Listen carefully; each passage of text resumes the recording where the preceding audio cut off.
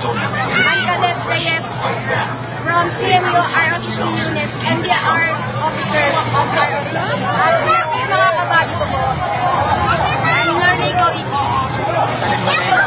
Cadet J.K. Papa. Sa ngayon po, andito po kami sa Luneta na kung saan dito nagdiriwang po ang araw ng kalayaan. Nakakita niyo naman po sa paligid ko, iba't ibang mga kagamitan na panggamit ng bigma. Katulad po neto, marami pa po mga sasakyan, mga armas, sinama po.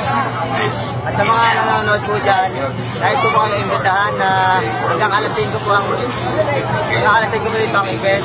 Dahil po sana makapunta kayo ng buong pamilya nyo para makapanood.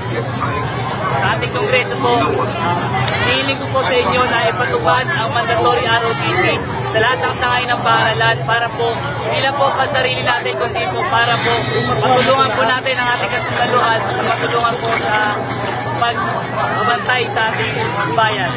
Maraming salamat po, maraming salamat.